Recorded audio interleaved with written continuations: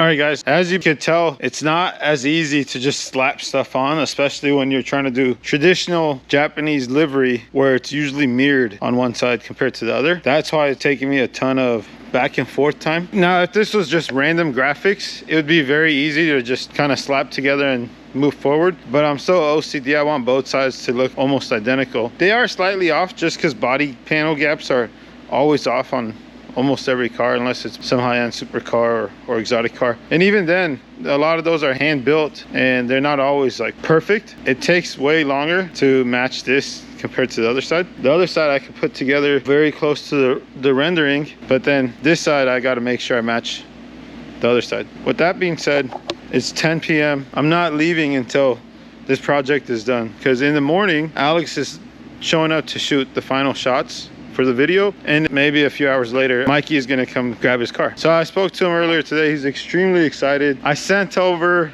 one blurry picture when 2 of the stripes were down on the car just to show progress, and earlier today when I spoke to him, he said I can only imagine how good it looks compared to the rendering. I think it truly does look fucking awesome. Projects like this, I consider them endurance races. One day I called somebody off of Craigslist to buy some vinyl storing racks, and the gentleman said, do you already wrap? Why do you need these? I'm like, well, I wrap in the garage and I want to organize my garage. He's like, oh, okay, what's your name? What's your company called? And at the time I was running under Panty Heist. My ambitions weren't to wrap cars. I was wrapping cars and doing vinyl to get the Panty Heist name out there at a more affordable cost. So I would color change race cars for not a lot of money. In return, they would throw my logo on there. Or I would do a livery for not a lot of money, and in return, my logo would be on the car. So I told him it was Panty Heist. He's like, oh shit, I've heard of you.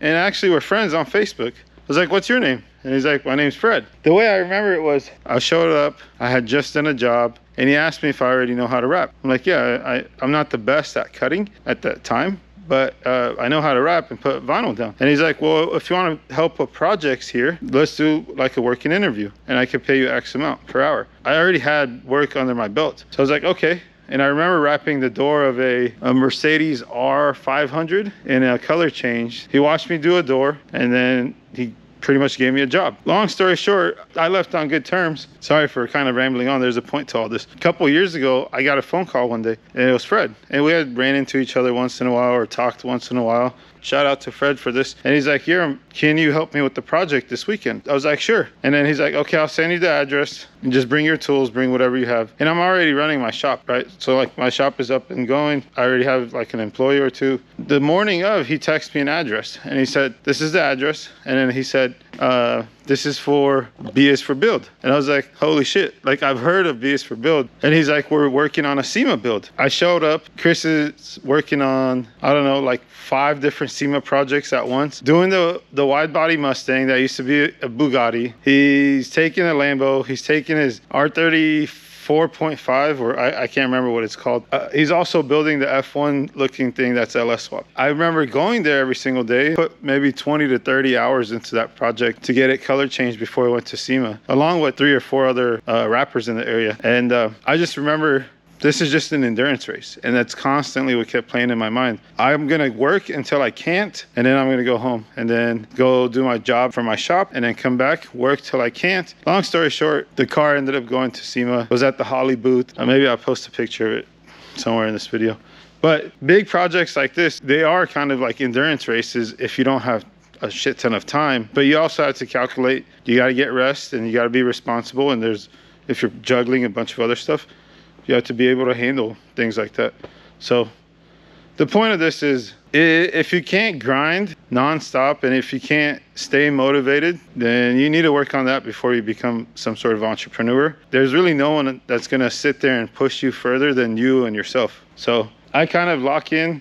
Typically, if I just have food, some coffee, and a bathroom, I'm good. And then music or podcast or something. Anyways, hopefully that helps some of you guys with things like this. I'm not under a ton of stress just because I've kind of calculated all the hours I need. If shit doesn't hit the fan, then I'll be able to knock out all my projects, rest for a day, and then fly out to SEMA. Or rest half a day and then fly out to SEMA. It's 5 a.m. This thing is almost done. 3 snowflakes away from finishing it.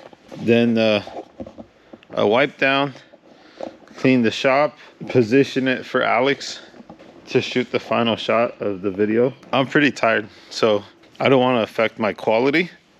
I'm gonna be back here anyways, so by the time we organize and wipe stuff down and whatever, I'll be able to slap the other 3 snowflakes on. This snowflake is probably one of the hardest ones, just because there's no even points to measure from. But I do not want to put that one on when I'm this tired. So we gotta know our limits, and my limit is 3 snowflakes before the finish line today. Keep watching to see the outcome, and I'll upload Alex's video in a separate video. See you guys soon.